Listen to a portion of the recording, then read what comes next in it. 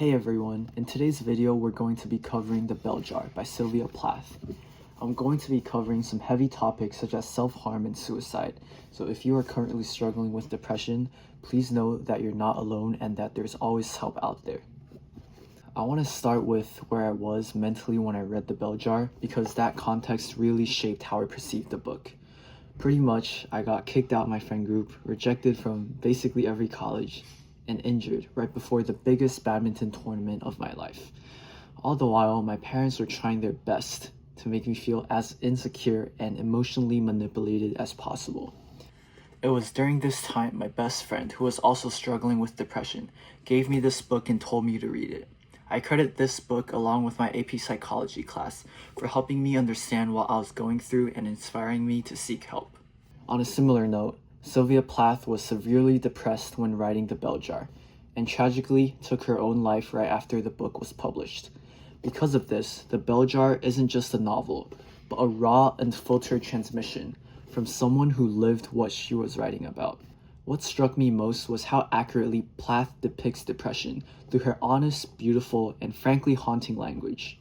In psychology, depression is reduced to terms like persistent sadness or loss of interest, but those phrases feel clinical and distant to our human minds. Plath takes that same experience and breathes life into it, if you can say that. Her diction, imagery, and story come together to envelop your soul in a way no scientific definition can replicate. To demonstrate this, I'm going to go over a few symptoms of depression as well as how Plath elevates them in the Belljar. The city hung in my window, glittering and blinking, but it might just as well not have been there at all, for all the good it did me. Here Esther, the protagonist, embodies the loss of interest or pleasure typical with depression. Despite being in New York City with a promising career in front of her, Esther could not feel more indifferent and detached from reality. Where someone might typically feel elated as if they finally arrived at the moment they've worked their whole life for, Plath subverts that expectation, revealing how depression can dissipate even your brightest moments. Plath's Belljar analogy, which is also the title of the book, is incredibly effective in capturing the inescapable reality that is depression. Wherever I sat, on the deck of the ship or at a street cafe in Paris or Bangkok, I would be sitting under the same glass Belljar, stewing in my own sour air.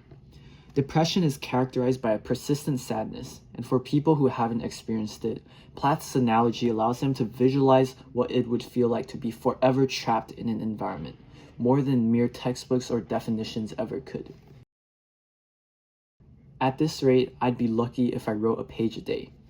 This was probably the most relatable quote to me because when I was writing college drafts, it would take me hours just to write a sentence. I remember every day during winter break, I would sit in a cafe until it closed, just to find I'd only written 5 words. It was hard to focus on anything that wasn't a primal need, like food, sleep, and that sort of stuff, and even harder to explain to others what was happening, since I was known for being a strong writer. The thought that I might kill myself formed in my mind coolly as a tree or a flower. Obviously, we all know suicidal thoughts as a common symptom of depression, but this quote is chilling and surprising in how it describes suicide so matter-of-factly, like, I'm gonna take my dog for a walk, or I'm gonna kill myself. It shows how natural such poisonous thoughts could occur for someone going through depression, and combined with Esther's rapid descent into madness, made me realize I had to take action and seek proper help before things got any worse. And lastly, I want to go over a symptom of depression unmentioned in most textbooks, and that's how depression also hurts the people closest to you. In the novel, this is portrayed via Esther's deteriorating relationships, most notably her mother. My mother was the worst. She never scolded me, but kept begging me with a sorrowful face to tell her what she had done wrong. That afternoon, my mother had brought me the roses. Save them for my funeral, I'd said. But Esther, don't you remember what day it is today? No, it's your birthday. And that to me is the worst part of depression because it twists our humanity, our empathy, our bonds, our love into something wicked. It takes our care for others and turns it into a burden. And to someone that's already depressed, nothing hurts more than knowing your loved ones are also suffering because of you.